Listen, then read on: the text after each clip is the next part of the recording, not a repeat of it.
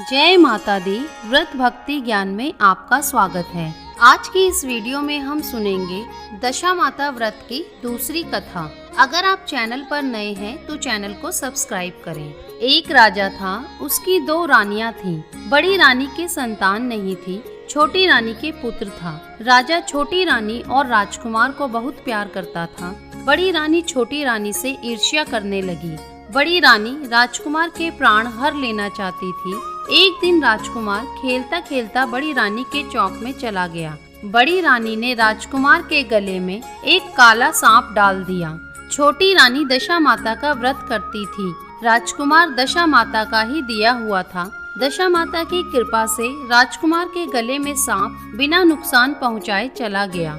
दूसरे दिन बड़ी रानी ने लड्डुओं में जहर मिलाकर राजकुमार को खाने के लिए दिया। राजकुमार जैसे ही लड्डू खाने लगा तो दशा माता एक दासी का रूप धारण कर आई और राजकुमार के हाथ से लड्डू छीन लिए। बड़ी रानी का यह वार भी खाली गया। रानी को बड़ी चिंता हुई कि किसी भी तरह से राजकुमार को मारना है।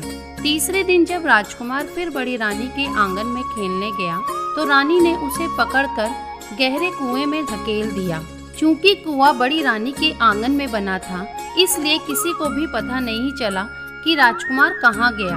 लेकिन जैसे ही बड़ी रानी ने राजकुमार को कुएं में ढकेला तो दशा माता ने उसे बीच में ही रोक लिया। इधर दोपहर हो जाने पर राजकुमार के ना लौटने पर राजा व छोटी रानी को चिंता सताने लगी। दशा माता को भी इस बात की चिंता हुई राजकुमार को उसके माता पिता के पास किस प्रकार पहुंचाया जाए। राजकुमार को तलाश करने वाले कर्मचारी निराश होकर बैठ गए। राजा व छोटी रानी पुत्र शोक में रोने लगे। तब दशा माता ने भिखारी का रूप धारण किया और राजकुमार को गले से लगाए राजद्वार पर पहुंची।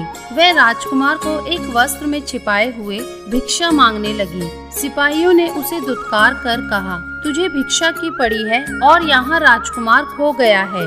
सारे लोग दुख और चिंता से व्याकुल हो रहे हैं। इस पर दशा माता बोली, भाइयों, पुण्य का प्रभाव बड़ा ही विचित्र होता है।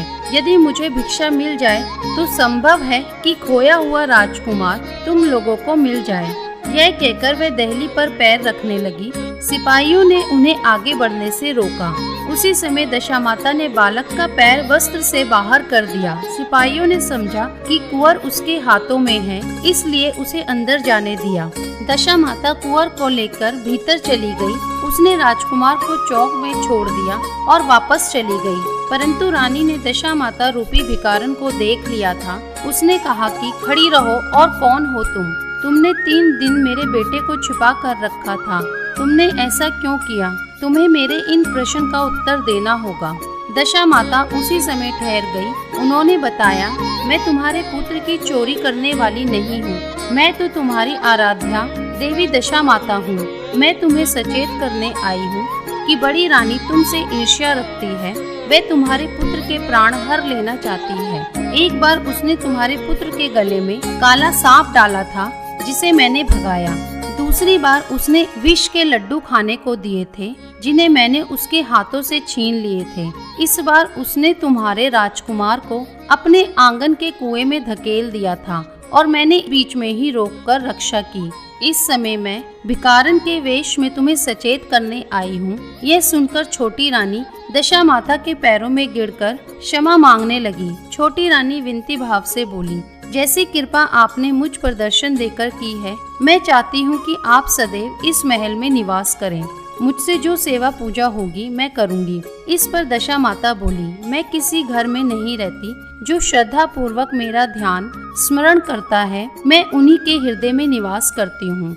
मैंने तुम्हें साक्षात दर्शन दिए हैं, इसलिए तुम सुहागिनों को बुलाकर उन्हें यथा विधि आदर सत्कार के साथ भोजन कराओ और नगर में ढिंडोरा पिटवा दो कि सभी लोग मेरा डोरा लें और व्रत करें। इतना कहकर दशा माता अंतर्ध्यान हो गई।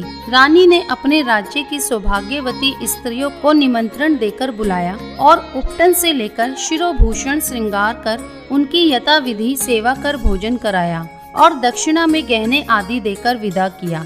रानी ने अपने राज्य में ढिंडोरा पिटवा दिया कि अब से सब लोग दशा माता का डोरा लिया करेंगे। अगर वीडियो पसंद आई हो तो कमेंट में दशा माता की जय जरूर लिखें और चैनल को लाइक, शेयर, सब्सक्राइब करना ना भूलें।